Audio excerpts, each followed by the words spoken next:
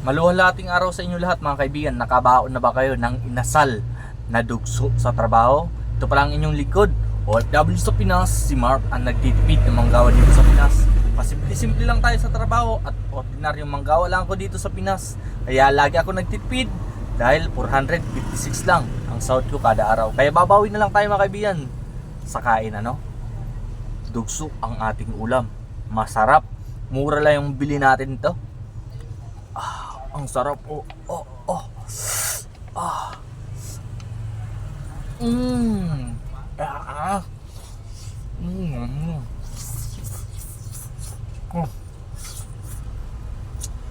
Grabe.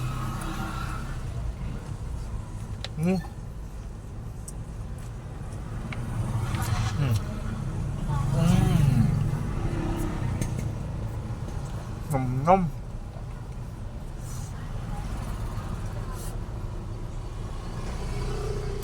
The best yung dugso mga kaibigan. 120 pesos lang bili ko, 3 piraso mga kaibigan dun sa Karamuan. Kasi sa Pampang dagat, murang-mura yung isda mga kaibigan. At mga press pa. Tumpok-tumpok lang to mga kaibigan. 3 piraso yung tumpok ay 120 pesos lang. Kaya kung susumahin, 40 lang yung 1 piraso, di ba tipid?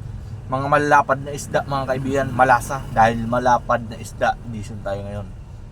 Isdang malapad edition. Mura pa.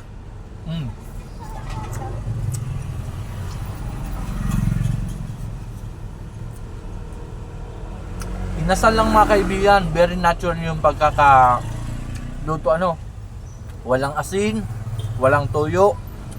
Kasi nagtitipid tayo, walang toyo, walang sili, walang kamatis dahil nagtitipid nga tayo mga kaibigan. Ganun lang ang buhay sa Pilipinas.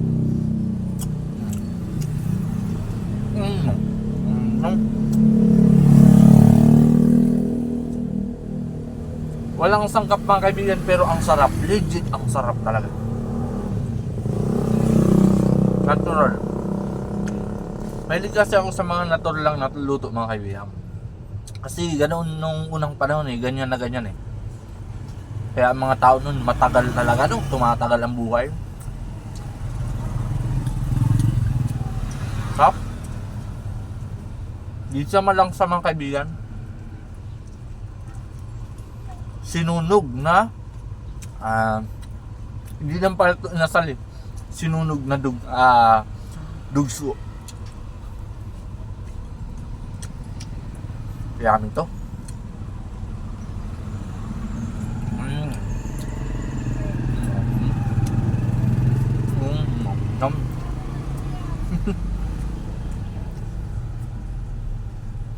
Shout out pa sa lahat ng mga taga-Karamuan, Camarines Sur, Doon natin to nabili, murang-mura lang. Marami.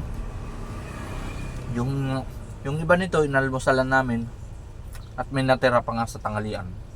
At itong isa binaon ko naman. Binaliktad na natin mga kaibigan.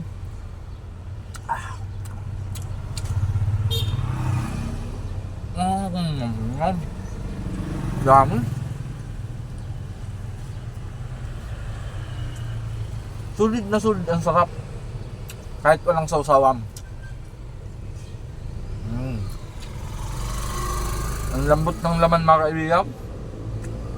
Parang lasang alimango yung laman.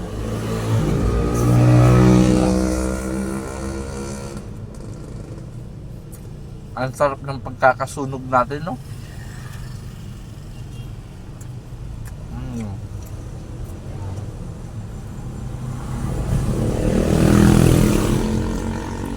Kasi mga kaibigan, kapag nag-asal ako, gusto ko yung lutong-luto talaga. Ayoko yung mga half-cook.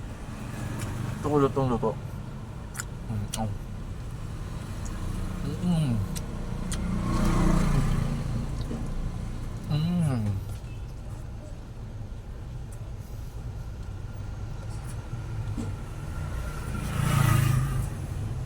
Solve naman tayo sa tanghalian.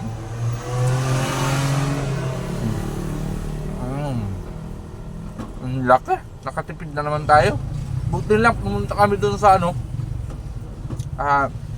mismong fish port talaga. Mga murang mga isda.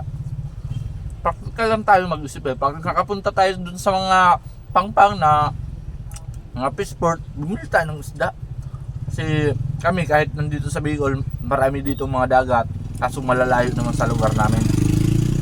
Diba, hindi ako paikot-ikot sa lugar kung saan napupunta. Kaya pag may pagkakataon na mapunta ko sa mga may murang isda, bumibili tayo. Namin. Yun.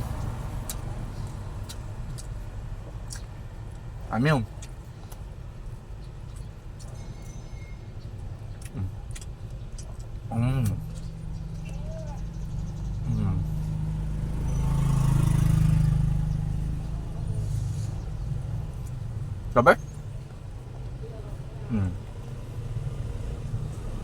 Ulo yung natira mga kaibigan. Tod na tayo sa tanghalian, no?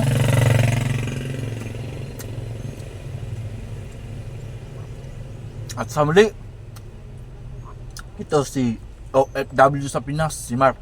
At lagi ako nagpapaalala, lagi lang tayo magtitipid dito sa Pinas para hindi tayo nababaon sa utang. At ang inyong likod ay isang Uragon. Basta Uragon, malupiton. Hanggang sa muli. That's all, mabuhay. Mm.